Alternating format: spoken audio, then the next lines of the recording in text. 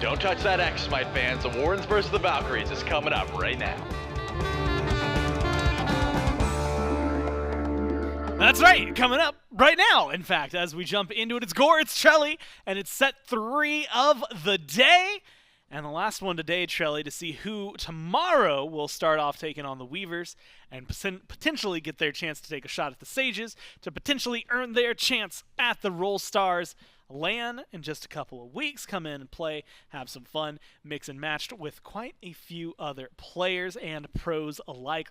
A lot that's going to be going on, but again, all comes back to right here, and to keep you up to snuff, I guess, on where and who everybody is, the Wardens and the Valkyries. Well, you can look at this graphic and go ahead and cover up the left and the right because they don't matter anymore. The Storm eliminated, the Scorpions eliminated, but Tubahh, Hámmy, nnog, Picoways, and Bruno still on their run and still moving forward. And what teams do they need to beat? Well, they need to beat the Valkyries next, and then, of course, the Weavers and the Sages, which are all very conveniently right here. So up first in the remainder of the Gauntlet, Wowy, Gamma, Crimson, Sam for Soccer, Aquarius. I said it earlier, Trelly, that I looked at the Scorpions' names, thought this is going to be a little bit of a uphill battle. Yep. I look at the Valkyries' names, and I think pretty much the same thing. I mean, you've got ex-pros, you've got ex-worlds MVPs, you've got world champions all around this roster. This is the one to truly, truly test your mettle. And again, to showcase this in a better, more visual state is where these teams are and what the Wardens are up to. Winner of this goes up against the Weavers, winner of that goes up against the Sages, but they have to win this best of 3 right here and right now to make sure that they can continue on their run if they're the Wardens, or start their run if they're the Valkyries. And Trelly, we've seen the Wardens quite a few times so far today. It's the Valkyries I zoom in on, and wow, they've got a lot of name power. They do. They certainly do. And I think that if it wasn't the Gauntlet, if it wasn't this situation where more often than not the bottom-seeded team starts to string some wins together, they start feeling themselves a little bit more and more, I would definitely be giving a little bit more pressure onto the Wardens instead of, in this case, the Valkyries. But I think that this is the Valkyries' game to lose as far as I'm concerned. The Wardens, they've been stringing together some wins. They've been looking hot. The Valks, the last time we saw them, weren't looking as clean as they maybe might have hoped. I think that their season in particular has been looking a little bit lackluster compared to what we would have expected from a team like this with all the name power that you've highlighted. So I have liked they've switched up a bit of their god pools. It hasn't been, Sam for Soccer trolling in the jungle as much as recently. I say trolling. He plays different style of picks. I think more often than not, they're not. Yeah, that more often than not, they're not top of the tier list pick. But I think this roster has always had, an easy chance if they were able to string together the skills that we know they have. They just haven't been able to showcase it too easily. Well, the team, again, that they're going to be taking on, the team you've been following for most of the day, the Kaolin Wardens. And if you're looking at Sam, you got to look towards the other side, Picoways, who you had given some shout-outs to because of the kind gift of MMR that Picoways has given you. It is a nice gift. And specifically, only when on your team. Go up against him, good luck. Yep. Have fun. But I also had to give, I think, a lot of shout-outs. The front line for the Wardens has been just absolutely hammering it today. Tubahh has been on a tear. And, of course, the mid lane, nnog, has just blown me away, I think, in a lot of these circumstances. Good ults, good presence on the map. I mean, you just get more or less what you would want from your mid laner, and then some. And it's been very helpful. I think JMac last game had called him a one-man army. Mifflin had amended that because, like, Tiamat and, like, her children or whatever that are running all around the map makes him, like, a 5-man army. That sounds like a Mifflin thing to say. Yeah, it's a very pedantic, maybe unnecessary comments. It's one-man army. And it just feels like the team's been really just kind of clicking together. And to be able to take down the Scorpions, I think, as decisively as they did, especially after the way Game 1 today went. At the very, very, very beginning, things were rough for them. They kind of got rolled. Game 2, it's back and forth. Game 3, still back and forth, but they win. They win. Last 2, they're heated up, get to run forward. Now the question is the other side. What are the Valks going to bring? You had just said, looking at the Valkyries, that, in a normal let's say regular season, although maybe not this last regular season for them, the last phase, name power alone makes this a Valkyries match, and then the Wardens are over here. Yeah. Then suddenly it's maybe a little more equal when you think, okay, well, this team's heated up, this team has name power, and then you remember what like things they were doing in first phase, and suddenly it's maybe a little skewed Warden's way. How are you feeling about the Valkyries? I think that the Valks, I will always say this when going into a Valk set, right? I am expecting a certain tier of play because I know these names. I've seen all these guys absolutely pop off. I know there's immense talent on this roster. It's just, can they harness it, right? That is a big issue. I don't know whether it's playing on different pages. I don't know if it's, hey, they've got 5 guys that want to be hard carries, which I do think that sometimes plays into it a bit. But it seems like they're not always on the same page. I think that's the big issue. SMITE has always been a player that is able to run away with the game if given the right position. And, of course, on picks like the Thor, for example, the Thanatos, his Mercury, he can certainly do that. The issue is he doesn't always get those picks, and sometimes his God pool gets banned out. A lot with ErupTCrimson as well. In this situation, I'm going to wipe the slate clean. I'm going to look at the high points of the Valks and say that, hey, number one, momentum is still a conversation. You have to deal with the Wardens, who are on a hot streak right now. They are feeling extremely confident after winning 2 matchups in a row. And coming out of the gate swinging, and not even just in picks and bans. I'm talking like minute 1 to minute done. Trying to stop the aggression of the Wardens is going to be number 1. And I think SMITE is the jungler that could certainly do that. It's a team, you had mentioned it, but you go back to Masters and actually watch their bracket. There was a certain point where if you banned 3 gods, Thor, Thoth, and I'm trying to remember what the other one was for Crimson. I want to say Giannis as well. Oh, maybe Giannis, yeah. You ban out those 3 and the team crumbled. And so that was kind of, like you said, some of the bigger issues were trying to control them in picks and bans. We'll see, I guess, if the Wardens have done their homework. Granted, to be one of the bottom 2 seeds, you had to do a lot of homework to get through this gauntlet. And we'll test them right here, right now. Game 1, Wardens, Valkyries. The Wardens will be the first pick team. And Trelly, it's been notes of similarities, notes of differences. Thor first pick still seems like something that would be really good for anybody involved. Give it to Picoways, give it to Bruno, give it to somebody on the Wardens, and you'll have a good time. Yeah, I wouldn't doubt it. I don't think that Thor is going to be a pick that the Wardens would let through their hands, right? In this case, if you are going to not ban, which I don't think they have to because they are in that first pick slot, there's not many picks that come to my mind that they should be saying, oh, I'll pick that over Thor. Not in this matchup, not when SMITE is on the other side, and not when you have 2 talented Thor players on your team. Definitely good looks. However, they do know that Crimson also has a Giannis. If they can't confirm it for nnog because they want that Thor, I think it is a smart look to take it away. And actually, the Wardens don't even want to put it into contention, so there is something they want a little bit more, and I'm guessing it's going to be that Jorm. Yeah, you had mentioned it, Tara. Giannis, Thor banned out by the Wardens. Their first pick coming up in a second. Other side, Ganesh, Marty, Baba Yaga from the Valkyries. 2 incredibly common picks.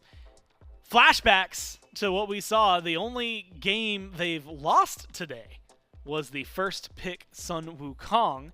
So the Wardens opting to go back to that. We'll see how that ends up treating them. Valkyries immediately go for Hachi, who has treated Wowy very kindly. Saw him in the highlights, and that Jorm getting hovered and locked in pretty easily. And now, Trelly, that was something you were looking at as a power pick for first slot. Feels like that plus a Hachi is a really good scoop if you're the Valkyries. Okay, first, does that Jorm effect play every time he gets locked in? Because I just realized it has that same effect as like when I used to hear like enemy AC 130 above in like the old COD days. I instinctively looked up. I was like, is Jorm ulting me right now in real life? I didn't know it played that effect every time. Point is, the Jorm I would have expected first pick.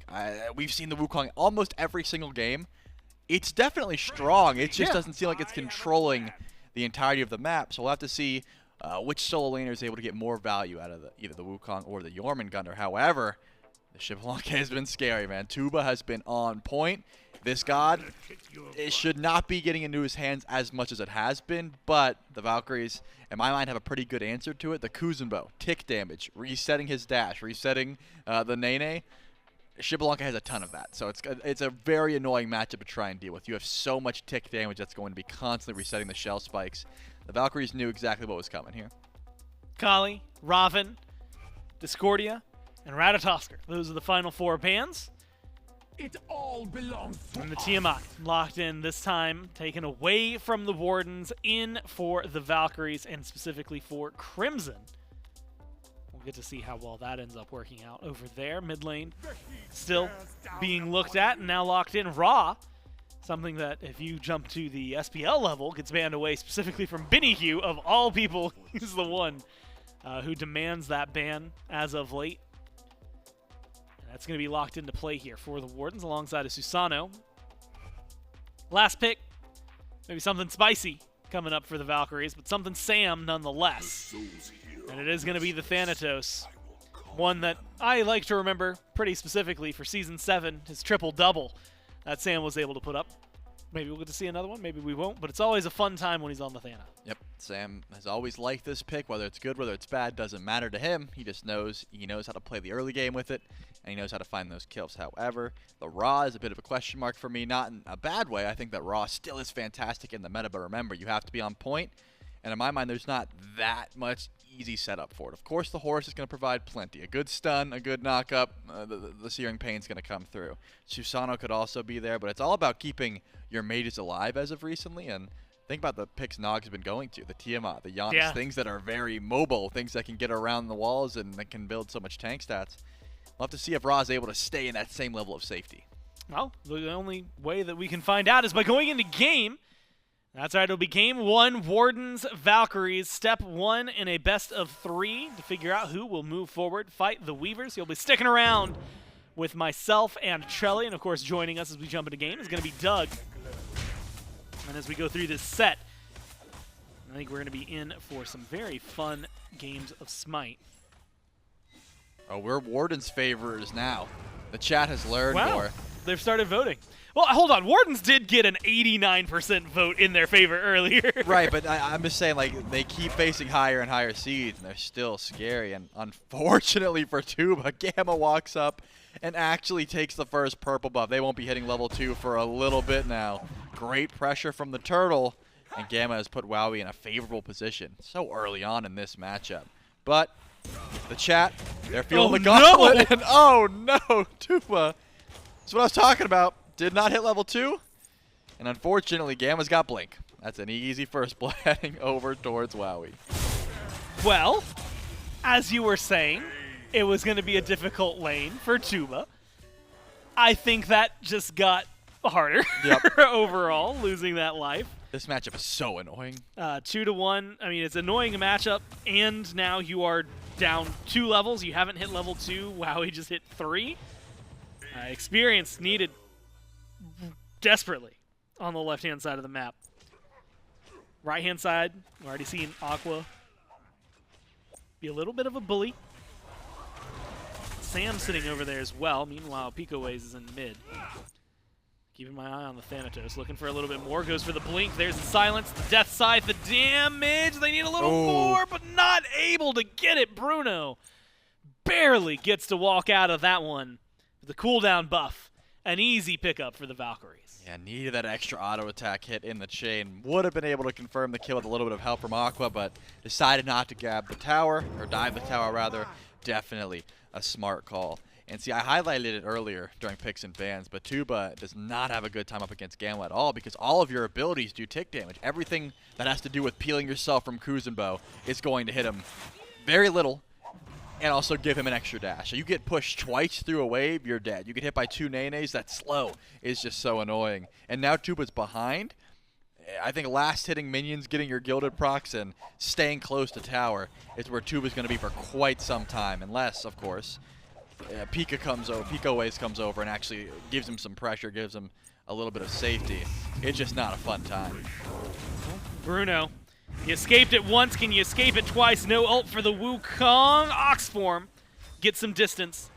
And that seems to be enough. Aqua, Sam. Thought we were going to get aggressive onto Picoways instead.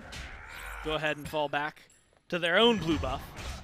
Leave that one a little bit open. Gamma, pressure on him over in left. Don't think there's too much to worry about here. The Kuzenbo almost welcomes it as he gets aggressive around the purple buff. Just to be a nuisance more than anything. And as you've mentioned a couple of times, has done such to Tubahh. It is not going to be a good time.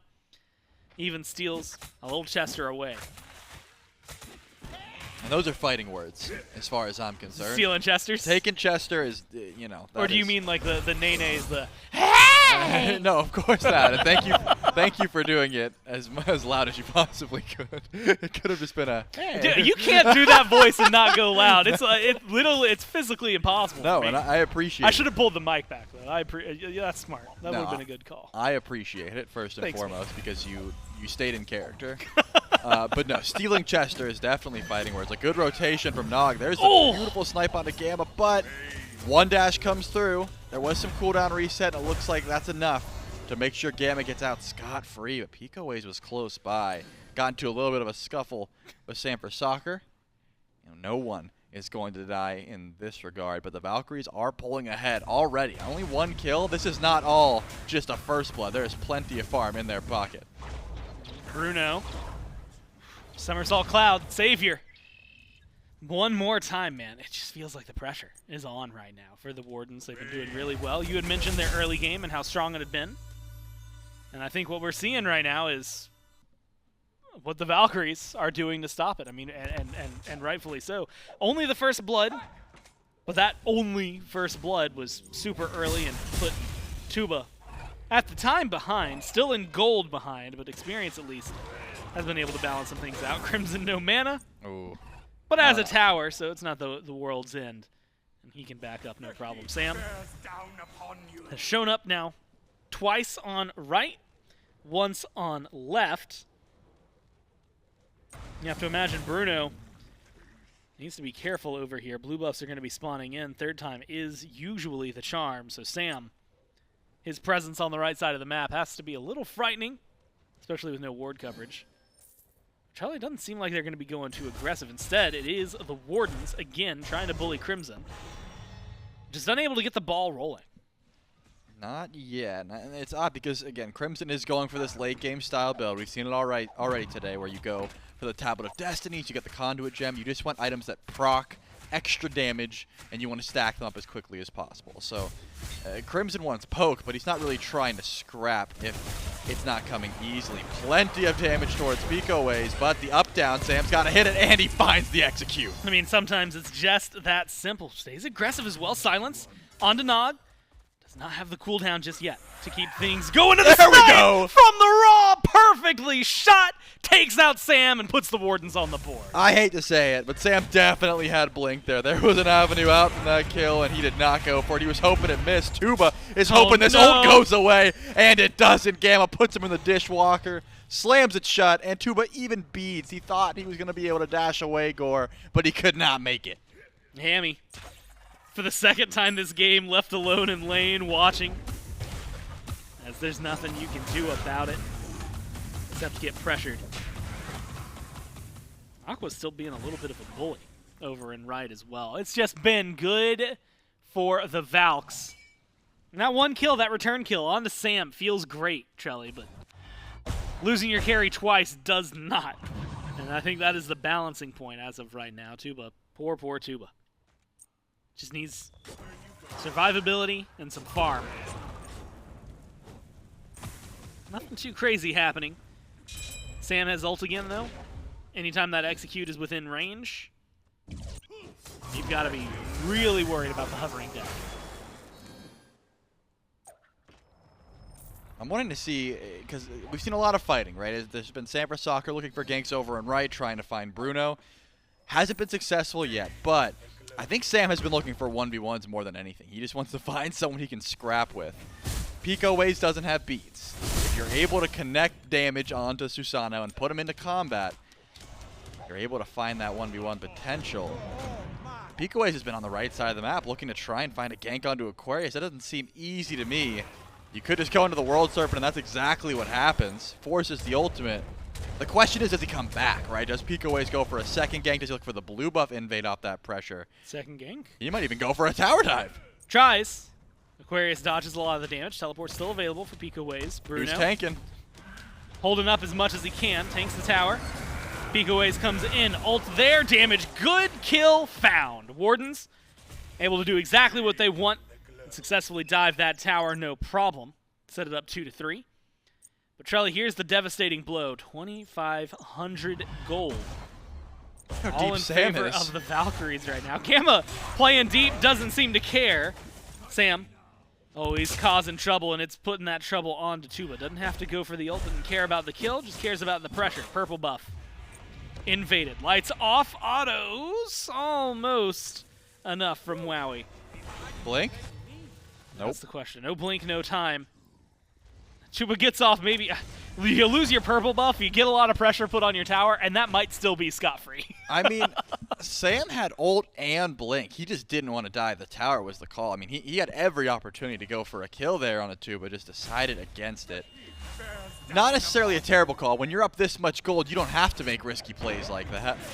But Tubahh lives to see another day. He's 2 levels behind. Wowy has fully stacked dev gauntlets, and Tubahh he's got 11 to his name. So maybe that's the call, right? It's not worth it to dive the tower for a level 7 X-Ball when you can just get farm elsewhere, and you know that Wowy's sitting in a comfortable position.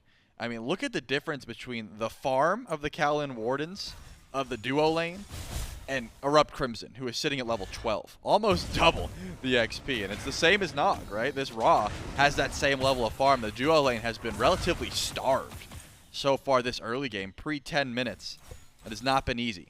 Because of that, I expect that purple buff to be heavily contested as this game continues. Tubahh's not going to have an easy time. To the point where Pico and nnog, at least for a little bit there, had an experienced lead over their opponent. I think right now mid is going back and forth between the two. But the jungle has been going towards the Susano. And so, if you think about it, everywhere on the map other than the duo lane's been doing pretty well for the Wardens. Unfortunately, that duo lane diff can make a huge difference. We're past the 10-minute mark, though, which means we start looking towards the neutral objectives, the Gold Furies, your Pyromancers. I'll throw Oracles on the list because they're more likely to see a fight and some action. Of course, in a little under a minute and a half, the Stygian Beacon that is going to spawn in. Valkyries presumably have some control, given the state of the duo lane on the left-hand side of the map. And Gamma's doing exactly what you would do with that kind of control, which is really annoy the Wardens. Stop their backs, make them feel awkward, not necessarily finding anything crazy, but forcing them to play defensively. Sam, pinged out in the jungle. Tier 1 on left goes down, and now Wowy gets to join what has been pretty much nothing but menacing stairs on the left side jungle for a few minutes now. Purple buff confirmed. Hámmy's going to pick it up because there's no other path to get away.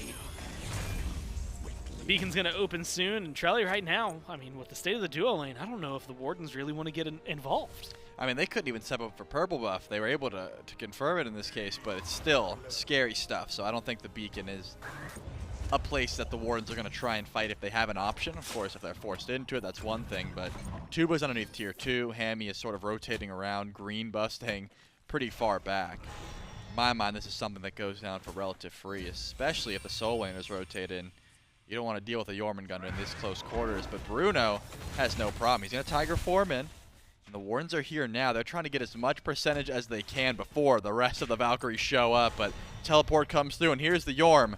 Now's the time for the Wardens to back up. Yeah, Jorm, Wowy, they show up. Knock up good. Bruno pushed against the wall. Somersault Cloud is the saving grace. Gets the Wukong out of there. Ra, a little bit of damage. Here's the Minotaur from Crimson, though. And sometimes it's just that simple. Create a little bit of space, throw some ults down if needed. And the Valkyries capture the first Stygian Beacon of the game. And you know, we've talked a lot about the Beacon and specifically the benefits. The structure damage addition that you get is so nice. It's something I'm sure the Valkyries will get to show us a little bit later. Despite the addition of that structure damage, though, a lot of games, even at this point, we haven't seen a tower fall. So that showcases, I think, how well Wowy is doing in this lane right now. Already knocking down the tower. I believe sub 10 minutes is when it happened. So aggression on the left has just made things way simpler for the Valkyries. Trelly, they could honestly maybe even make a feint towards the Gold Fury soon if they wanted. I wouldn't be surprised. I mean, you have to watch out for the Raw Snipe, but after that, their burn for that structure would be relatively easy to go about. You just have to watch out for the steal potential on the side of the Wardens. But remember, I mean, Crimson, in comparison to what nnog is building, needs to get active. This tablet needs to be stacked up. I believe 10 stacks total at 13 minutes. It doesn't bode well for trying to finish it as the game continues. When you're in a fight, it's so much easier to stack, and so far it's been a lot of just staring at people menacingly and they back up in this case. But still, ErupTCrimson wants to find those stacks online, has not been able to, whereas nnog just has damage, right? He doesn't need to get active to get the actual action out of his build. Poor Tubahh, man. Oh, man. Couldn't even step up. This is underneath where the tier 1 tower would be, and he is still not safe. At what point does it transition from good smite play to cyberbullying? I feel like we're approaching that limit pretty quickly, at least for Tubahh. I mean, man, it has just been clean. 0-3-0, down 2 levels. If you are trying to shut down your opponent's carry, this is the way to do it. And a lot of it you had highlighted, at least early on, starts with a very simple bad matchup into the Kuzenbo. Oh. Right now, Pico had a good matchup into Sam. Forces him into the hovering death. Barely does Sam get into the air, but he does stay alive. Meanwhile, his team grabs the Fury, despite Pico stepping up to try and contest. Pyromancer started up. The backs from the Valkyries we just saw. You have to imagine the Wardens consider this one a pretty free objective. Crimson's not doing anything over the wall, so it will, as such, be a trade. It is 2-4. But Trelly, that gold lead has me actually a little frightened because despite the fact that you got a small objective, you're still 5,000 in the hole right now if you're the Wardens. Yeah, in fairness, it does seem like a lot of that gold is thanks to the duo lane. I mean, 3 and 2 levels down respectively for Hámmy and Tubahh. Besides that, pretty much even throughout the board. I guess Aquarius does have a level lead, but you highlighted it. Pico's been able to find a decent net worth on this Susano, relatively even to that of Thanatos. And I do think that, yeah, if it looks like nnog is relatively close to ErupTCrimson as well. So it is a lot on the dueling. If you're fighting not on the left side of the map and Wowy and Gamma haven't rotated out, that fight's looking a lot more even. And because the Pyro and the Gold Fury are down, it seems like there won't be much fighting unless it is towards that duo lane. I think Tubahh is looking for any bit of time, right? If he can just say, hey, let Wowy rotate out to do whatever, go to Beacon, and please, can I just get like 1 or 2 free waves? Can I get 1 purple buff to myself? If so, I'd be in such a good position. I mean, not considering where you are, you're 0-3, but at the very least, you'd have Dev Gauntlet stacked up. Still, having your first item not stacked up at 17 minutes, give or take, is very rough, and I think the Dev Gauntlet finally gets finished, assuming this purple buff goes down to Tubah's hand. We'll have to see. Tubahh, he does get himself a purple buff. Finally finishes the gauntlets. Maybe he's going to be able to get a little more involved. Tier 2 to a Tier 3. In comparison, the level 2s you had just mentioned, or 2 levels, I should say, that are down. And this, I think, has a lot to do with why the the mid lane and jungler have been doing so well. A lot of the times I've seen Picoways and nnog, they clear the red buff and speed buff together almost every single time. That has been very fortuitous for them to make sure that they stay afloat in this game. Farm-wise, Valkyries have just been doing impeccably. And now aggression-wise, the Valkyries might be doing a little more. Gamma trying to stay out of combat for Blink. Crimson trying to stay alive. Good little leap. Gets the disengage from Picoways. Knock up onto Sam from the ult. The Typhoon gets a little bit of extra damage onto the Thanatos. Make them second guess. The one thing about Thanatos, Shelly, he heals up pretty well, especially when he's in the jungle. So I don't think Sam's really going to be that upset about it. No, definitely not. If nnog was in range and he got sniped off that knockup, Sam would be very upset that he didn't beads it, but I think realized the Ra was too far away and it wasn't going to be a pressing issue. Here comes the beacon, though. This is what I was talking about. Wowy rotates towards the objective. Tubahh is able to clear some free farm over and left. Definitely a smart call, depending on what comes next. Are the Wardens going to step up and defend, or will they just give up this beacon? Giving it up, probably the correct play, considering both side laners are not here just yet. But it was actually Aquarius who rotated over to left. Might make it a little bit easier if the Wardens want to go in for a bit of a stop here, and they do. Good snipe onto Crimson, gets some damage, and Bruno goes for the chase. Sam's getting low on the point, and that's going to be an easy knockdown for Picoways, but they're struggling to get any other kills. In fact, they're losing a lot of their health bars. Crimson somehow is still alive, and Aquarius has helped things out in terms of zoning. Unfortunately, it has lost them some big players. Sam already gone. Wowy joins him in the penalty box there. Stygian Beacon being captured now by the Wardens. Gamma and Aqua look on helplessly, unable to do anything, and this one finally goes the way of the Wardens, ties up the game and kills. And now that they're looking towards a Fury, might just give them some pressure back in this game, some gold back in this game. They've been sorely lacking. Yep, didn't like that one bit. The Valks, they had every advantage in the world. They recognized that Tubahh was no way going to show up to that fight and decide to split push. And instead of taking that advantage, Crimson stays in mid to clear, ends up getting CC'd and sniped by nnog. Aqua goes over to rotate to stop Tubahh. And then Tubahh says, wait, not only can I help my team from here by popping Darkest of Nights, I've also forced over the solo laner. Now you guys lose that fight every time. I mean, the Wardens got gifted that fight towards the beacon, and now the Valhalla Valkyries have to go in for the consolation of the Pyromancer. Seems like an odd play through and through. I don't know what the play was there from the Valks, but hey, they got Pyromancer and a tier 1 tower out of it, so I guess it wasn't all bad. That's the glory of the lead they built up, right? You lose one big fight like that, and you actually lose quite a lot from it. And you're still ahead. You're still in control, and you might even be able to find a kill. Great snipe, though, from nnog onto Wowy. Gets the damage and helps Picoways find the kill in mid. Opens up the door and really deters the rest of that push. Unfortunately, Trelly, they still get the tier 2 in mid. So the Valkyries, more gold, more setup, more pressure, even though they lose Wowy in the process. Tier 1 retaliated by the Wardens, but not too much to be said about it. Valkyries fall back. Picoways tries. And if the minions were paying more attention to the tower than to Sam, might have been a nice trade out for them, maybe even favorable for the Wardens, but instead Sam stops it just shy, and that tower might be almost dead, but almost doesn't get you the gold. So the Valkyries still maintain the lead, though it's gotten a lot narrower since the Wardens played the last few minutes. Certainly has. Damage-wise, starting to look a lot better, and this is what I'm talking about. Crimson gets the upgraded starter. He is going to start swinging a little bit more, but only just above half on the Tablet of Destinies. That extra true damage would start to add up here to these tankier targets diving the Tiamat. You know, Bruno has been in the backline pretty consistently. He would love to get that extra DPS, so trying to get some poke from this mid laner is definitely a decent call. While there's some aggression on the left, Picoways wants to try and find a 1v1, and I'm not sure that would go too well, even with nnog there for the snipes.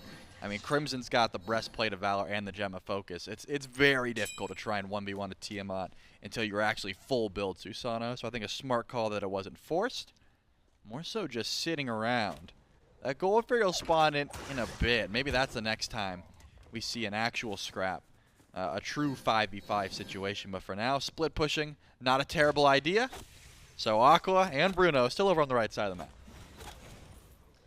All right, Trelly.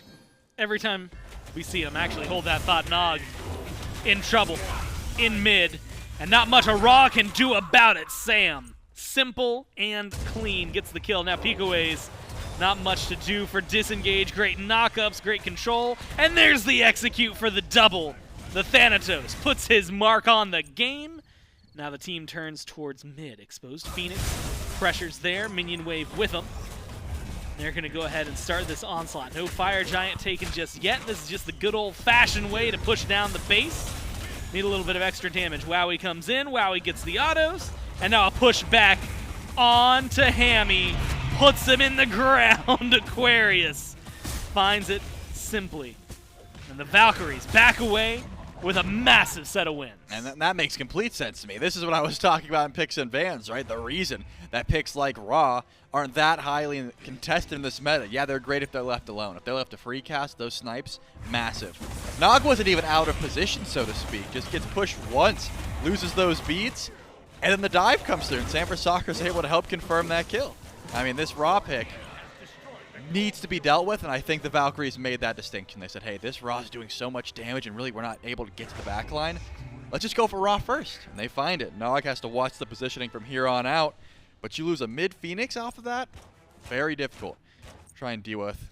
On top of the Gold Fury being down, the Valkyries are in a strong position to look towards the Fire Giant, and then just have Aqua play zone duty. I mean, the Jorm alone should be able to dish out enough damage and provide enough vision to know if this is going to be a free FG or not. Pyromancer up and started by the Valkyries. Beacon's going to be spawning in relatively soon as well. That'll unleash the Titans. And like you said, Fire Giant, always ever present in the conversation. Hámmy pushed into the wall, controlled. Damage is there. Up into the sky goes Sam. Once again locked down, and the execute is good. Gifted by Gamma. Bruno goes in. Bruno, with a little bit of help, finds a knock-up, tries to go for more, but instead takes too much, goes down along with his jungler, and even though they turn one around, it's cost him too much. 4 gone on the side of the Wardens, and Nog is just another cog in the machine that the Valkyries are dismantling. Clean play and a full-on deicide. Triple for Sam and a march into the Titan room. The Valkyries, they're going to go ahead and take game 1. I'm not going to knock it, Gore. I love the flashy play, but it didn't seem like the Wardens had to take that fight. They sort of went in for a re-engage right into a Thanatos that they had no business trying to fight. Xbalanque goes up, says, go ahead. Do you want to try and defend? Nope. All right, I'll land on the Titan and make sure game 1's done. It was an immediate switch up. I mean, the Valkyries made one big misplay at that Beacon fight and said, we're done. We're done making those kind of plays. Let's be very clinical about this. We're going to go for the immovable Ra that is very difficult to try and get out. We'll kill him. After that, the team fight started to fall apart, and in this case, the Susano was not able to get to the backline and do all the damage. It was, hey, I'll go to the backline, do 50%. You finish with the snipe. If we don't have the snipe, the fight goes a little bit differently. Well, great duo lane fights into great mid lane pressure. The Kuzenbo just got to run rampant, and it didn't matter how well the rest of the map was farming. The duo lane falls behind, and when the Valkyries coalesce as one, all of a sudden everything fell apart there for the Wardens. They've been on a run, though, today. And the question, I think, for them is how long can they keep it up? This is a stumble. Will they bounce back? Well, we'll have to find out in game 2 right after this.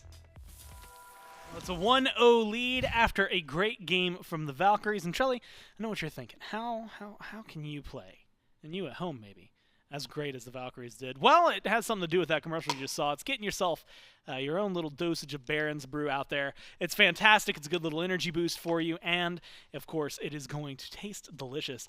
And I always say this. I've said this every single time we've done this, that this is such a popular flavor in the office. And I will say a lot of people blame Jordan, but I do think it's gone beyond that. I know when we had the Godslayer flavor, everything was going pretty quickly. But this one, to I guess, help prove my point, is literally almost empty. There's like, I thought it was empty when I first picked it up because it's so light. There's just the scooper in there, and maybe enough for like one more drink because everybody keeps taking them, bro. But get yours now while you can, because obviously it's going pretty fast, at least here in the studio. It tastes fantastic. If I remember correctly, and I can because of the scent of that canister, it's a green apple, so if you really like that, which, how could you not? That's one of the best flavors, period. You could pick up some Baron's Brew, and of course you can go to advance.gg to pick that up and get yourself, while you're at it, maybe grab a shaker somewhere. But make sure that you're getting some of the flavors, the fantastic flavors that we've had here, thanks to advance.gg, and of course thanks to Trelly, and I guess the Valkyries. So thanks everybody, and thanks you for watching. And you're welcome, Gore. I can't remember where I was going with that, because I got sidetracked thanking everybody.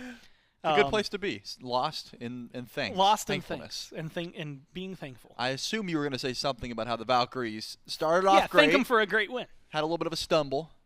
and then they were able to close it. I think they made one big correction, which was, hey, maybe we should just focus on fighting to our team comp strengths. You know, we are ahead. We have good dive. We have a Thanatos that can get to the back line. They said there was a problem on the map, and it was raw. Nog was popping off, hitting big snipes. And they said, Turtle, fetch. And Gamma said, I'll bring you guys a free kill. And that's exactly what happened. I got to give a shout out to Gamma, though. I predicted a bit of an annoying pick, this Thanatos, into the duo lane in particular. I thought that Tubahh was going to have a rough time, and he certainly did. But it turns out just about everyone had a rough time with Gamma, so he was free casting, man. He looked like he was having a great time. Poor Tubahh. Yeah. Oh, it's going to be a lot of this, isn't it? Well, I think at least I was looking up from First Blood, so I didn't see that one, but all of the others, you're going to see some of that, and then you're going to see some of this, right, Sam? Whether or not it was Death Scythe, maybe it was some up-downs, a lot of good play, but a lot of Gamma involved in a lot of these. Pressure, pushing him against the wall, locking him down, allowing Sam to execute, pushing him up against the wall, pushing them into the team, pushing them. That's all that matters. It's all that really came out of it, and that's all you needed from a Kuzenbo that's playing like that. And Trelly, you know, it's not often we get to see this. I'm now starting to question things and want to know. But that was a game without a Fire Giant. You don't see those too often when it's that successful. Valkyries were able to knock down the mid Phoenix without an FG. And then that last fight was so decisive, they didn't need the Fire Giant. They were just able to run down mid and open up the Titan. And so I'm kind of curious. I mean, if you're able to win Sans Fire Giant, that to me showcases more than anything that the Wardens have a lot to work on. Well, the way I see it, Gore, you don't need a Fire Giant when everyone's dead. And that's sort of the Valkyries' mentality there towards the end. Again, it seemed like a fight. They're like, hey, we're happy with going for Pyromancer. We're happy with 1 to 2 picks. And then Bruno and Pico dive the backline. They are not able to confirm any of the kills they went for. And it turns into, well, if everyone's dead, we can just end. Like, if we're going to have some alone time with a Titan, we might as well just finish the game off. The Titans didn't even get unleashed. That's also interesting. We didn't get to see that either because it was that quick. Wow. Yeah, so.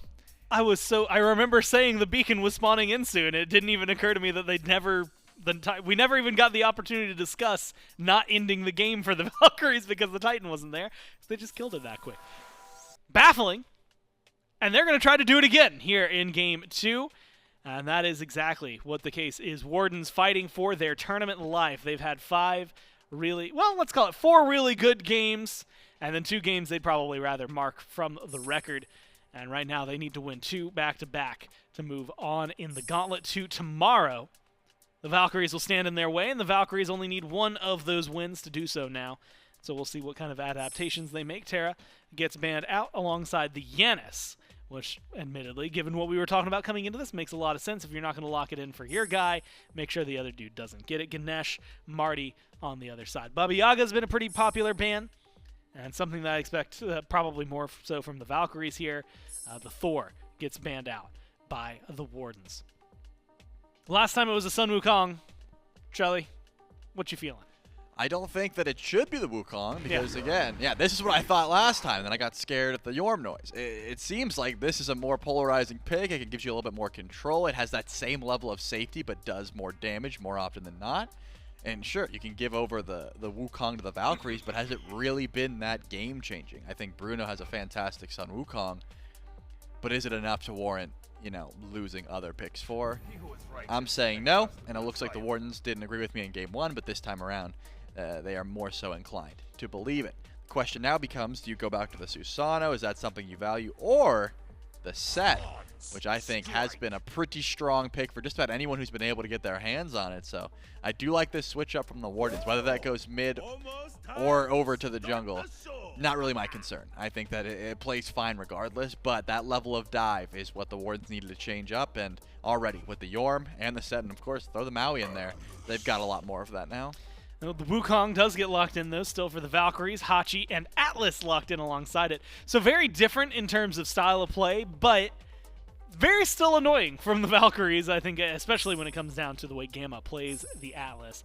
That pick can be very, very much a game changer. Maui set locked in for the Wardens, so could play aggressive. We saw a couple assassin-oriented not only mid, but just comps from the Wardens earlier today. My children, And something that they had to play against that was sufferable, or insufferable for them. To have to deal with Kali, Ullr banned out by the Valkyries, other side, Discordia, and the Raven. They lock in a Tiamat. Answer in response is Rat, and presumably either, I was going to say a jungler or a mid laner. Now I'm realizing that's what we got. The Rat, then the carry for the Ull, with the set presumably going towards Nog and mid. Yep, I think that in this case, the picks are sort of interchangeable. Set ADC and Ullr mid are both a possibility as well, but it really doesn't matter. The difference maker is that this Ullr is going to be, safe in the backline doing range damage, whereas the set, he wants to get up close and personal. Of course, he brings poke, but also he's got that same level of dive that we were talking about. On the Valk side, though, the Tiamat, we get to see Crimson back on it again. I'm indifferent about it. It was good, safe damage. Didn't really get that tablet stacked up, but when the game ends in 24 minutes, who needs it? But the nnog, though, you've got plenty of setup potential. SamVerSoccer's going to have to be on point with those ults. And you know what? He was on point with the ults last time around. I expect here in Game 2, we might just see something similar from the Valkyries, up 1-0 over the Wardens. Win, and they move on, lose, and they have to play one more. You'll be sticking once again with myself and Trelly. Joining us for the game will be Doug. And now it's up to the Wardens to show us what they got. What can they offer, and what can they do? Ooh, the percentage. I think that we got some that's Valkyries. That's the newest high. We got some Valkyrie believers in the chat as of 90 to 10. And I believe the Wardens were in favor last time, were they not? They were. You guys switched up. We got a bunch of bandwagoners in the chat. Yeah, that 10%, that's the true fans. Yep. Right there. Those are the true Wardens fans. That's okay, hold on. Like 8% of that, true Wardens fans. The other 2%, very similar I was going to say similar conversation to what we had earlier when we had an 89-11 split. I'm voting for the 11, or in this case, I'd be voting for the 10 because I wanted the big payout, man. Yep, that's fair. Do I care if they win? No. Do I want to see my Bucks go up much? Yes. Yep, that's fair. And but only with Twitch points. Not real money. Never real money. That's irresponsible. Amen. Mifflin. There we go. Someone had to say it. However, when I said misclicked, I don't mean that the Wardens have no chance. I've had faith in them. I like rooting for the underdogs in the But Gauntlet. you do agree that they have a 10% chance. It does look rough. I don't love the Ullr ADC. I'm a big fan of Ullr mid when you have something like Freya. That I think is great because Ullr has so much early damage against these mages that are trying to stack up, and you can just hit them with an axe, tell them to shut up, look for extra damage, whereas Ullr in duo lane, sure, you have safer clear, but you only get one pair of beads. It's such a long lane. Your leap is not going to get you out of trouble immediately. And you have to watch out for things like the nnog ganking. So I do have a little bit of less faith in the duo lane this time around because it's difficult. But Bruno takes a lot of damage in the cudgel. Aquarius picks up the first blood and he gets the solo kill. That's disastrous for Bruno and, of course, all of the Wardens. I'm going to say twice now that's first bloods that have happened way quicker than I've expected the first bloods to happen. And more so for Aqua on the Sun Wukong, something Bruno's gone to several times, bullied a little bit on. But to get that kill, that cudgel, that's the difference maker. Yes, last game was just a little shy. And oh, Sam, you cannot stay over here for too long. Might be hovering. And might be going for a little more. Poor Bruno has to be careful. Invisibility, not going to help too much. Sash is good. Body blocks need to be there. They've got the damage, and the tower's not going to do enough. You need a little more. No. Oh, but once again, Bruno's able to walk away. Picoways. Rotate around behind the Valkyries. Sash, good. Beats from Pico to get out of the CC. Aqua, low health. Sam, low mana. Picoways, low chance of catching them out before they back. And instead, it's going to be a simple invade on the experience. Try to balance out what was a very early and quick first blood for the Valkyries. Oh, they're trying to set up a gank here on a SamVerSoccer. He does throw the ring bounce and starts to get an ambush here. Beautiful sash, and he should be able to walk away a little bit, but so much damage coming from Nog. They get the speed buff as well. All the while, wow, he's able to pick up a kill over on the left side of the map, but I love that call. You got double assassins if you're the Warden, use it. Try and get aggressive early, and they do find Xbalanque and able to shut him down real early in this game. It's unfortunate for them that it ends up being a trade. Good invade, though. They get the experience camp, they kill off Sam, and they get the speed buff. I'd call that wins top to bottom. Luckily for Sam, Year 10 map has 2 speed buffs. So just losing the one's not the end of the world. And the nnog gets to be potentially just as effective. Now looking for a steal of his own. A little late on the green buff. The pressure is on. Now that Jorm has ult, especially now that Aqua has ult, this is going to be a very safe lane, I think, over and right. And so Trelly, double assassin. Where do you start putting your pressure if you can't find it maybe in solo? Well, if you can't find it in solo, I'm thinking probably just playing through your set is a good call. But the duo lane has been having trouble already, and it seems like Hámmy is the target. How much CC chain can you go for before he's able to get up to the sky? Looks like plenty. Yeah, pick up, thrown back. There's the leap, though. And the disengage is there, but wow, he waits it out with the ult, finds the shot, gets the kill. And that's 2 now on the support. 2 picked up by the carry of the Valkyries.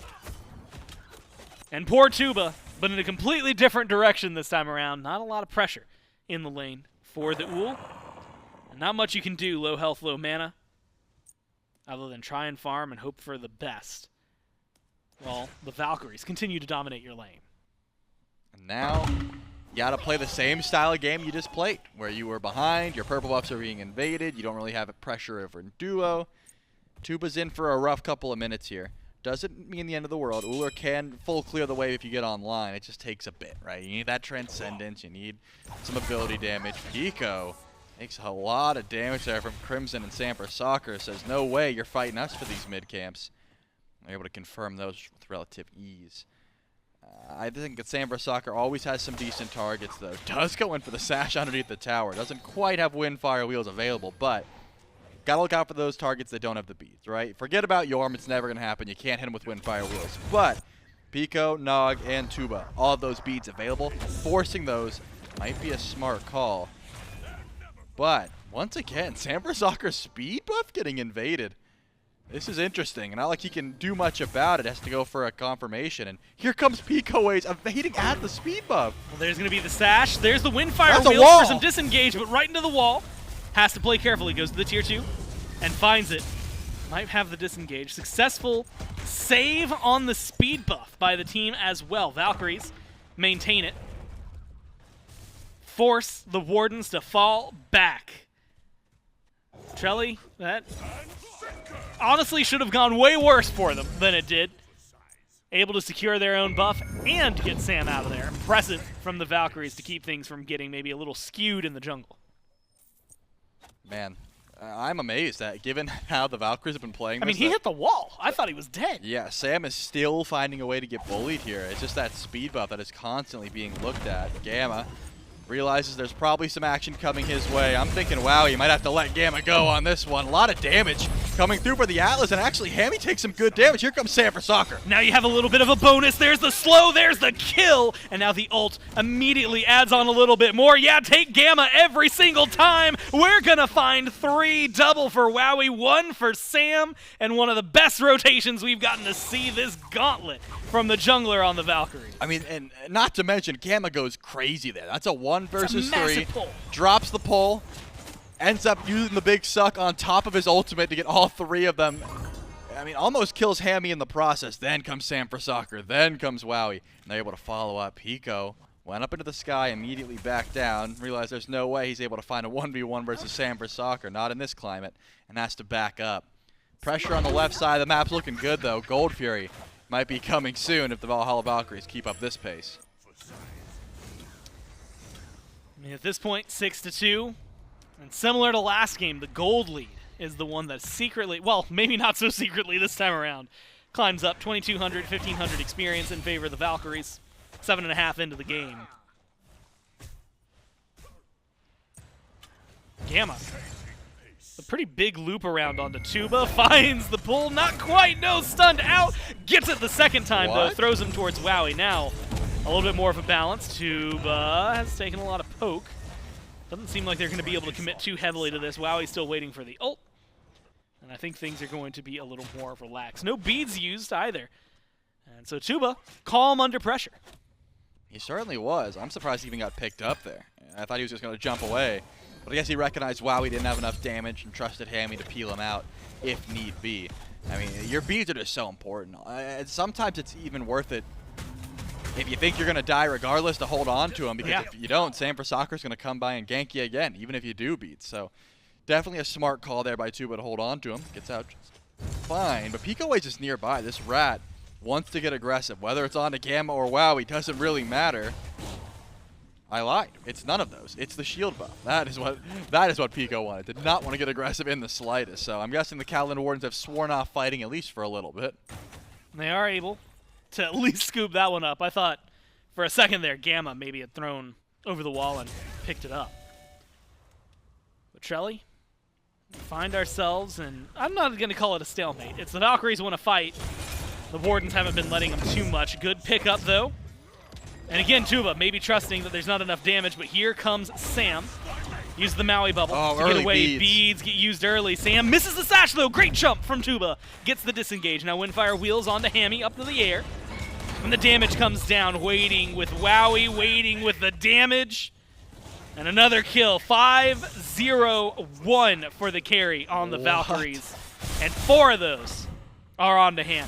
I did not realize that Wowy got the last hit for every one of these kills. Like, I just assumed Sam was going to get some of them, I suppose. Right? But, I mean, that's good and bad. Good because you have a massive Hachiman, who is one of the safer characters in the game. Bad because all of your kills are on one guy, and if you get that shut down, it could be massive. But Gold Fury started up. They've got plenty of burn for it, and no one's close enough. In fact, Tubahh's going back to base, and Pico doesn't even want to get in range. So the Gold Fury is going to go down for free here to the Valhalla Valkyries and their very fed ADC. Wow, he should be happy about this one, no doubt. Very simple, very easy pickup. And as it was just showcased, approaching 4,000 gold now for the Valkyries. Beacon's going to be spawning. This is all before the first beacon, by the way. 12 minutes is when that'll be up. Some necessary pressure, maybe, if you're the Wardens. Some more pressure if you're the Valkyries. We'll also start looking towards the Pyromancer relatively soon. So caution has to be in the air for the Wardens. Backs against the wall. Tournament life on the line. Down by 5 kills. And maybe suffering a little more. Hámmy with a good disengage. Showcases, I think, where some of the strengths of this Valkyries roster is. Still no towers now. Just yet, Trelly. Maybe keeps things a little more balanced. But I look down towards the builds, and I start to see where a lot of that gold difference is sometimes showcasing itself. You see it a little bit in support, although maybe matched here off the back from Hámmy. You're also seeing it pretty heavily in the carries. 2 levels up for Wowy. And a whole item ahead. And then some. As you would expect. I mean, that's what 5 kills and an assist would do before 12 minutes, but that beacon spawns in at 12 minutes. More often than not, you'd expect the team with the lead to grab it with relative ease, especially if Wowy decides to show up, right? I mean, if this Hachiman goes over towards beacon, he's going to shred pretty much anyone in his path. But the issue with that is you're giving free farm over to Tubahh. Do you want to give Ullr some space? Do you want to let him get some free waves? I'm thinking not. Those beats come up in 4 seconds, and Samprasakker's nearby. It looks like Tubah's not going to step forward without them. But that purple buff is spawning right as the beacon does. What do the Valhalla Valkyries want more? Seems like the purple buff. Well, Crimson in trouble now. So many people under his tower. Kill goes the way of the Wardens. And that opens up a small window in mid and even gets some pressure onto Aquarius, barely into the somersault cloud. Healing. It's going to be putting in some work just to keep him alive. Beacon up, but no one's been standing on it just yet. Aqua decides to stick around. Not a lot of health to his name. Neither does nnog. Gamma, Sam, step up to the beacon. And it seems like it's just that simple sometimes. You do lose. A little bit of pressure in mid. A big kill onto Crimson. But Trelly, the Valkyries continue their tear of aggression when it comes down to the objectives. Honestly, without any pomp or circumstance that time around. Yep, it did seem like they were going to give up the beacon once Crimson got picked, but Aqua stalled long enough to where the Kaolin Wardens couldn't really step up. They couldn't capture in time, and they were forced to back up. So, dual lane pressure is still the name of the game, clearly. Even when the beacon's about to spawn in, they're going to choose to make sure Tubahh gets put down. Has beads available, though. So if you do see an easy beads, I'm wondering exactly what comes through. Is it going to be, hey, I'm going to sit in this lane until Tubahh gets caught? That's the call. Is he going to beads this? No, he's going to wait. Wow, he might have the damage with his ultimate, though, in one auto. Can he find it? No. Good hacks from Tubahh. Shuts down that gank. They can't dive the tower. Not much you can do to get aggressive here. Maybe in the jungle? Actually, it might be Gamma who's in trouble stun from Picoways. Nog's here. But a great pull. Peels, and then a dash to get away. Teleport good from Nog, and that is all you need to close it down. Ult. Maybe excessive, but used by Picoways. Team unable to go for the Fury, or at least feel confident going for the Fury. That was it. Crimson, no stress, gets to fall back. Shelly, I'm watching the mini-map. Looked like it could have been a Pyromancer, but the Wardens not feeling fully confident in their capabilities. Definitely not. The Pyromancer takes a bit to do in this case, so I like not the immediate snap lock towards it, but Nog is an increasing problem on the side of the Wardens. Has a 2-level lead over ErupTCrimson, is 3-1 on this set, who is a notoriously difficult character to deal with from behind because of the survivability, the healing, and the movement that this character provides. So I'm thinking, instead of trying to pull Tubahh's beads, the level 11 Ullr, maybe you look towards the set that also doesn't have that level of CC immunity. Could be a good look. Damage, Sam's already half health. Hámmy gets a almost massive ult, but Sam reaction moves forward with the Windfire wheels and dodges out the Maui pull. Now, can the Wardens do anything with the pressure? They knock the jungler back, can't get on the Pyro yet. Really a lot of fighting. They just can't quite find the pressure to open things up, but the Wardens have narrowed the gold lead down. Whittled it from the almost 4K that we were approaching, 2,400, which is pretty nice for them. Gold Fury and a Pyromancer, suddenly we're talking an even game. Objective play needs to be pretty much what's on their mind right now. Probably a good look, especially with Primal Fury in and spawned on the left side of the map. I mean, I said a growing problem, and that is still what said it is. But Wowy has been a problem, right? 6-0, has been looking around with full dominance, Executioner online, has that level of safety with the mounted archery. Wowy is still a growing issue, but it's the Wardens who make a pull on a Primal Fury. They've got good DPS, but here comes Wowy, here comes Gamma, and it looks like the teleport's being channeled as well. Aquarius is already in the backline. Yeah, Aquarius does not care how many people it is either. And it's not that big of a difference. Like you said, Wowy, 2 levels up, 5-0 still. Not a lot of kills happening on left in the last few minutes. I expect if anyone's going to successfully pull that Fury, it feels like it would be the Valkyries. They're slowly stepping over there. Wowy going to start DPSing it alongside Gamma. Aqua going for the zone. Sam rotating in. Looks like 2 in mid, 1 back in base for the Wardens. But a little heat check from Hámmy ensures that the Primal, not the Pyro, the Primal is not going to go the way of the Valkyries. At least not yet. Trelly, they're doing a good job of almost fighting, but avoiding it every time. And admittedly, that's kind of what the Wardens want. They don't want to jump into the Valkyries and die anymore. No, they want to ease their way to late game, and they want to win 10 million gems, which they didn't. Unlucky for you. If you're not Ayo Trav, you didn't just win the gem, so congrats to him. Well, and very specifically, he got 10,000, which is 1 of 10 million over... Y'all, this blew my mind, Trelly. It's 3 weeks. Like, they have until, I believe the date, I'll pull it up, but I believe it was August 18th. And it looks like Hámmy would love some gems because he's not getting out of here with this. That's the consolation prize he absolutely wants, man. Yep, and he's not going to get it. Primal Fury seems to be starting up. All the while, Crimson is making sure this set needs to run away, but Picoways turns it onto Crimson. They're looking for the Tiamat again. Sam, what are you doing? Too far in. He's too low. Aegis used. Has ult. And he has the distance. There's the ult to get the disengage. And he jukes out Picoways, goes for the stun, but does not have the tower working with him here. Need a little extra damage. Wowy provides it, gets the kill. There is the World Serpent from Bruno to get out of there. Nog as well on the disengage means they only lose one, and it's a 1-for-1 trade. Rat for the nnog. I was really hoping there was going to be like a 10,000 gold lead or something that I could use to reference the gyms again, but there just wasn't. Instead, it's the beacon.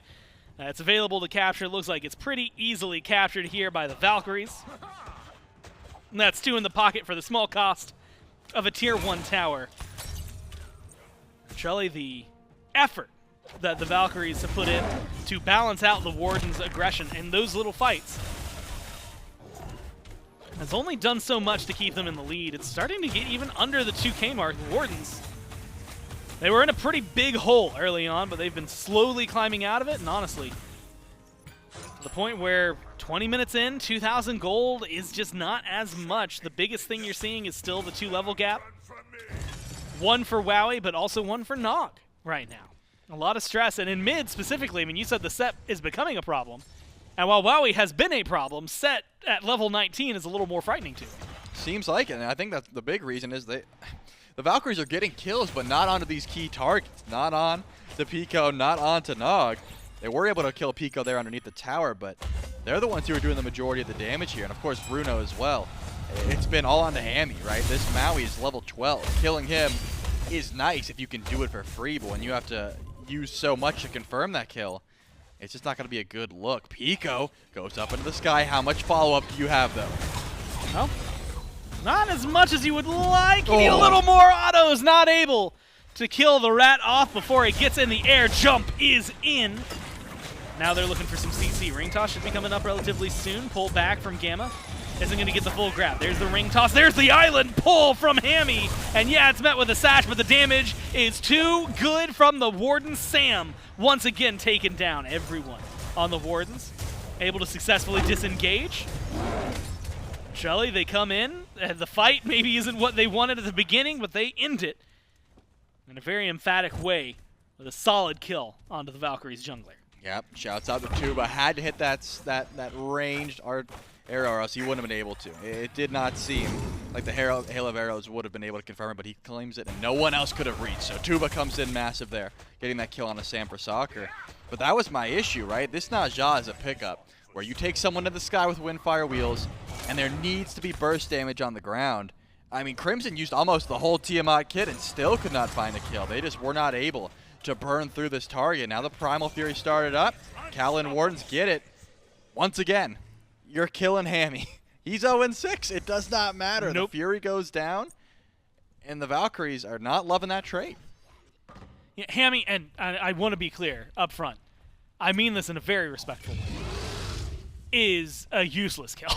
Like, and not in the sense that it's completely, you know, non-utility. It's just what gold, what experience are you getting out of it? The most you're doing is really just removing the Maui, removing that hook, removing that ult.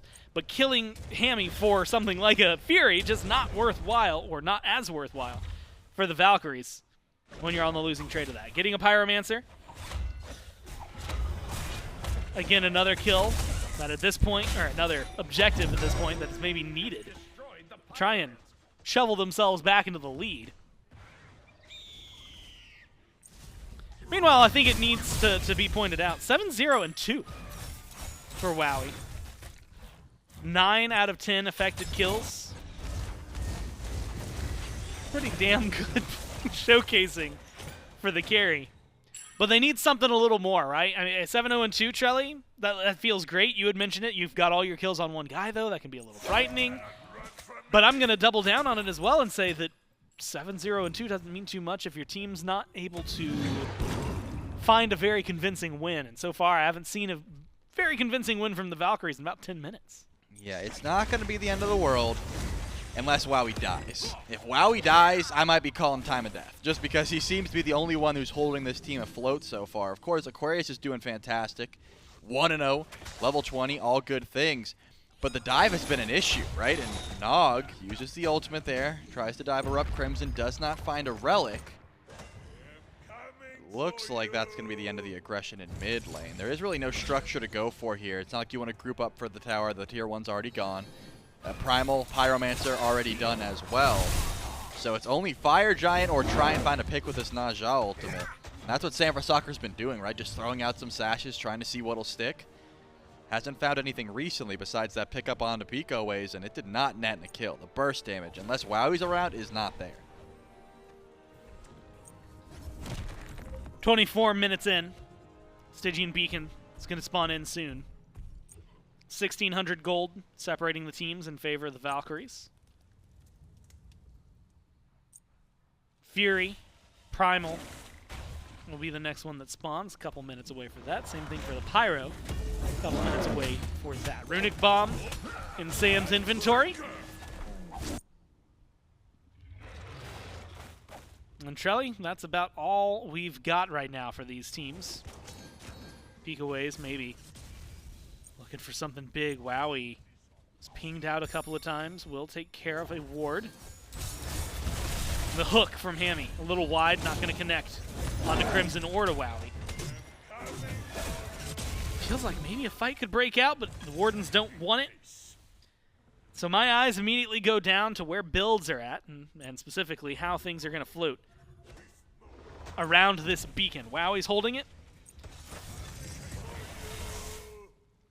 And I'd be hard-pressed right now, Trelly, to find someone on the Wardens who's willing to step up to Wowy and feel confident doing it. Valkyries capture the Stygian Beacon. And in a few seconds, we're going to see the Titans run down mid. I'm going to find Hámmy again. I didn't want to will it into existence score, but he was lazy backing, and once again, Hámmy goes down, and once again, it's Wowy who picks up the kill. I mean, Sanfrecsokrr was split pushing over and left. The target seemed to wanted to be Tubahh, but Tubahh did not lazy back. And because of that, tier 2 tower over on left might be a good target. What do the Wardens do, though? Do they immediately run down fire, or do they just go back to base and try and defend? Probably none of the above, because nnog stepped forward thinking he'd trade auto attacks and some poke damage with Aquarius. Luckily, the Tiger Stun misses, so ErupTCrimson wasn't there for the follow-up. At the very least, though, the Titans are running it down mid, and a Primal Fury's available. And it seems like the Wardens are not going to step up to that one. Yeah, Primal goes pretty easily over to the Valkyries. 11-6 now for the kills, 2 minutes later. Actually, they're going to continue pressing their efforts. Pyromancer has spawned in. But the Valkyries have something a little bit bigger in mind. Titan in mid. Slowly getting chipped away at. A little bit of damage thrown out from either side. But it is going to be the Order Titan that gets driven back first. Pyromancer started up by the Valkyries. And the challenge issued to the Wardens, it was going to be, will you step up to the Pyro? Will you step up to defend? They tried to do a little bit of both. Might not end up working out pretty well for them. Up into the sky. Goes the Ratatoskr. Crashes down in a safe spot. Both Titans driven back. Pyromancer went the way of the Valkyries. And I think we hit that pause button one more time. Trelly, longer than the last game. We didn't get to see a Fire Giant last time. We didn't get to see the Titans last time. Tier 1 in mid gets taken down by the Wardens. You have to imagine that Fire Giant is kind of starting to weigh on the players' minds. 27 minutes in, we might see it enhanced before it falls down. Yeah, I don't hate this call just because I know Wowy wants to get one more crit item. Oh, never mind. He built Deathbringer. Okay, now I kind of do. Now at this point, you've got plenty of damage towards that Fire Giant. You're able to burn through it with relative ease, and you have decent zone potential with Sanfrecsokrr. He can pick up just about anyone that's going to roll through, again, as long as it's not Bruno. So if that's the case, Fire Giant's probably something the Valkyries want to be looking towards. You got an 8-0 crit Hachiman for a reason. However, Split push, and stopping the split push is still a call here. Aquarius on the left side of the map. He's like, I'm going to keep this tier 1 tower alive. Is it worth that much gold? Not particularly, but is it annoying for the Wardens who just want a little bit of extra farm? Oh yeah, you better believe that's starting to annoy them. Gamma went for a pull on the Hámmy, unable to get it. Tier 1 tower on right, knocked down. To help with Sam and Wowy. Sash onto Bruno. A little bit of extra damage, and a lot of it's there, but barely makes it into the World Serpent. But it's going to be able to make it away from this one. Hámmy at 0-7. Looking like it might have been in danger. I'm proud of Sam. He could have ulted Hámmy there, and he decided not to. He maintained. Because at one point, it's just not worth it anymore. Using that ult on a key target gets you fire. Using it on Hámmy stalls out the game a bit. That doesn't do much. Might be able to use it on a key target here. Nog's low. The slows were there, but not enough to completely disrupt it, maybe look for the kill. Once again, it's a small reset, man. I keep expecting the Valkyries to push for a little more, maybe try and force a fight. But the respect that's being thrown the Warden's way, because of the way this game has gone, it's back and forth. It might be 6-11 in kills. 6,000 gold, almost 6,000. Let's call it 5,500, separating them. But you have to imagine the respect they're giving the Wardens here showcases that the Valkyries aren't really that certain in their lead right now. They are not. I feel as if they could have been able to pull this Fire Giant a few times by now and just wait for Sam to find a connection and, you know, take the fight from there. But they don't want to go for anything messy. They don't want to give any 50-50s. And, of course, they don't want to be caught out by the Ratatoskr or the Jormungandr ultimate. So because of that, they're looking for picks. They grab the tier 2 over on left. They grab the tier 2 over on right. There still is the tier 2 tower in the middle. But is that something they want to group up and go for? Especially when Enhanced Fire Giant spawns in, what, 14 seconds? Or I guess is already spawned, but will evolve into the Advanced Fire Giant in a second. I'm thinking they just want to sit back, look for poke, look for relics, and then start up the FG. Wow, he's got enough lifesteal that he could tank it for a bit, but you're definitely wanting someone else to pull and then let Gamma, let Aqua, or let SMITE look for a fight to start. Rotations from both teams. Oni Fury is spawned up on left. And is creating a point of interest for the Valkyries. They've dragged the Wardens over here. Crimson's a little late to the party. Otherwise, it's full 5-on-5. All about positioning. Shield buff goes the way of Sam. Fury pulled by the Valkyries. Quickly burned down to half. Zone, good from Aqua. Gamma, though, gives it up. Damage needs to be there on the Fury, and they find it. Wowy doing plenty to make sure that happens. The Wardens don't get a say in the matter. No time to step up, and they have to fall back. Pyros back up on right, and with a retreat from several Wardens right there, it's either a Fire Giant or a Pyro, but whichever one, it's looking pretty open and free right now for the Valkyries. Go for the Pyromancer. They grab the extra Runic Bomb, but they're heading on back to base score. Despite knowing that Pico is in left, despite knowing that they have this massive gold lead, they're still not going to go in for the EFG. I think this is bordering on, I mean, patience, yes, but they seem fearful to go for the pull. And they are in a position where they should definitely be able to go in for a bait at the very least, right? There are not that many power spikes left that are going to change the way this fight goes as far as the Valhalla Valkyries are concerned. Their carries have been online for a while. It's really just tank-wise. They're just not able for it. You can see it's actually Aqua who's over in left lane currently, and it's the Wardens who want to fight. They're stepping forward. I mean, Nog just forces the ult out of SMITE. Sam trying to play carefully. Here comes the knock-up from the Rat. They find Sam, but Sam with an Aegis keeps him alive a little bit longer. Sash onto Nog, forces out the beads. Damage not quite enough to kill off the mid laner for the Wardens, but forces them back. Bruno in a little bit of trouble. Same thing for Hámmy. Both just looking for the disengage. Tubahh, Pico, waiting to help their team. And that is what they can do. Try to thwart a little bit as they retreat, but they get separated. Pico now alone. Crimson going in, looking for more, and finds it with the blasts on the tail end. Good island, but Hámmy can't do much else about it. Knocks him up, lines him up, And unfortunately for him, goes down. 0 and 8 for the support on the Wardens. And a 5v3 as the Valkyries start to pressure the right side Phoenix. Yep, that's huge there from ErupTCrimson. Steps forward, finds the kill onto Pico. Now, right side Birds being looked at. It drops immediately. It's a 5v3 situation, though. Remember, relics are down from Nog. 1 bit of CC, and this set could fall down, but Crimson jumps in and cannot find the connection. It looks like Bruno would have been the secondary target, but there's still a tier 2 tower. You can't hit the Phoenix until the tower goes down. And now the Wardens have to back up. They realize they can't chase this. They have some low health bars, but there's no way they can go for it.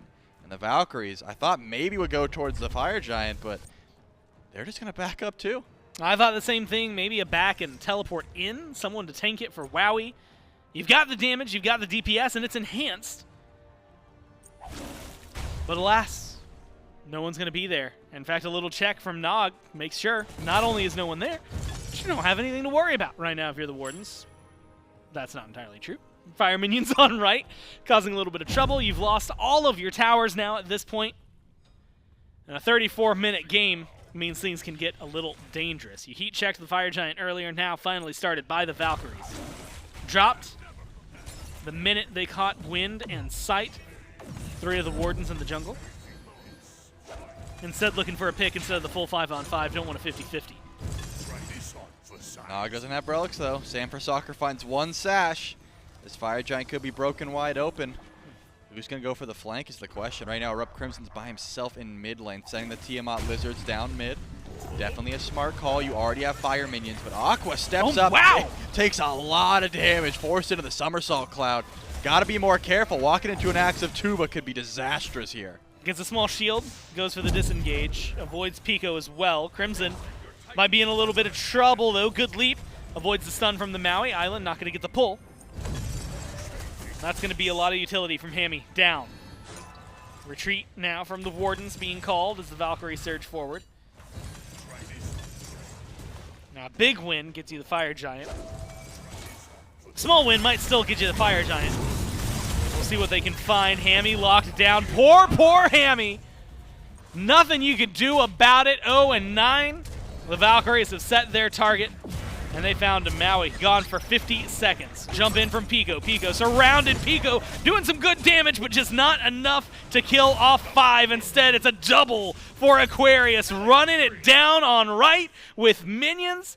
And Trelly, 35 minutes in, no Fire Giant. Nog barely able to make it into the fountain to survive. The Valkyries start looking for the win. Titan getting aggressed on. Low health bars for Aquarius, for Gamma, for Sam. But they're going to keep going, and they've got the damage to do so. Nog picks up 2 at the end, but it just does not matter. Wardens eliminated, and the Valkyries move on. Another game where the Fire Giant did not matter. I mean, it was danced around, it was pulled, it was never confirmed, though. You don't need it if everyone dies, and in this case, not everyone, but 3 members of the Wardens go down. I love the play from Wowy. Hard not to shout him out with that stat line. It really did seem like he was holding the team sort of farm-wise on his back for a bit. There was a couple times where Sam for Soccer got caught out. I thought maybe he would die, but the peel. I think Gamma and Aqua played very well this game as well, making sure that their carry stayed alive. There was a couple times where Crimson got caught out by himself, but besides that, it seemed difficult as a Warden to try and dive the Valks here. I mean, the tanks were just too annoying. Too much to handle. And unfortunately, I mean, the tanks were too annoying. Also, Hámmy, unfortunately, just got relentlessly bullied by Sam this game. Sashes, ults, whatever you want to call them, were getting thrown that way. And if you are on the Warden side, you just weren't able to get too much done. But you prolong it, right? The game lasts 11 minutes longer. To the point where Chelly almost forgot how early First Blood was in this one. There was a lot of early pressure that I expected to see the Valkyries kind of run over the Wardens with. But we got to see some really good fights. A lot of moments where I think the Valkyries probably should have been able to run away with things, but the Wardens play it safe, they play it smart. And unfortunately for the Valkyries, that means that when they had a pretty massive lead, it got pulled back. When they had the experience lead, it got pulled back.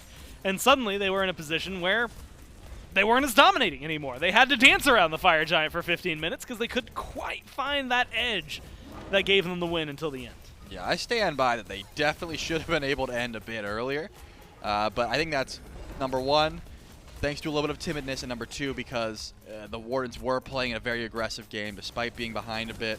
I think nnog was a constant annoyance. Tubahh actually ended up coming online despite having a terrible start because of the aggression put towards duo lane.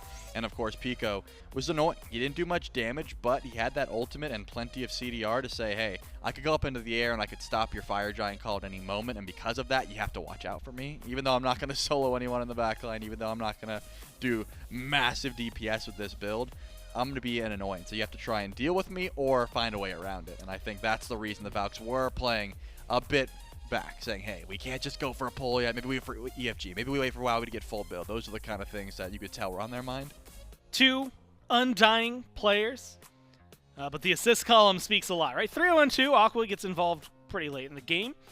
Sam, 3-4-9, 1-1-7 for Crimson, 0-3-13 for Gamma, and then, of course, 9-0-5 for Wowy. Like you said, the whole team puts in a lot of effort. Wowy finds those kills because of sashes, CC from Gamma, etc., but also just plays well on the Hachi, finds a lot of good kills, finds a lot of good presence, and helps bring their team victory for the Valkyries and stay alive in the Gauntlet, right? Bringing it back to the grand scheme, not just that game, what that means for this set. Valkyries win that, which means the Wardens, who have been on a little bit of a run today, were in all 3 sets, they fall short. Unfortunately, they're knocked out here. That means the Valkyries get to move on to tomorrow, where they're going to be playing the Tyrian Weavers starting at 11 a.m., the same time we started today. You'll get to see them take on the Weavers in a best of 3, and then following up on that, whoever wins, the Weavers or the Valkyries, will try to fight the Sages, and we'll see who exactly will win that and go all the way to the Roll Stars land. So far, Trelly, little bit of spice. The teams are doing well, but like we had said last week, and I think Bears repeating today and tomorrow, the matches get harder. You win that one 2-0 if you're the Valkyries, but now you're going up against a team that was seeded higher than you. If you win that, no matter who you are, you're going up against the number 1 seed. A lot of struggles still to come for any of the teams involved. And we lose a bit of our underdog story. I was looking forward to it, saying, oh, the Wardens climb up, but it's not easy, right? It's a lot of Smite that has to be played, as well as it continuously gets more difficult, and I think that's the big issue, right? That starts to weigh on your head. But more exciting matches to come. Couldn't be more excited, and let's jump into it, Gore. I can't wait. Yeah, we got 7 games of Smite today with a, 2-1, 2-0, 2-0. Yep. Tomorrow, we've got 2 more best of 3s to be played between the 3 remaining teams. Winner will go to Roll Stars, but from myself, from Trelly, of course, everyone back in production, everyone here at hi-rez Studios, I want to thank you so much for watching. That's going to close it out for today. We'll see you tomorrow bright and early at 11 to continue on the NA Gauntlet.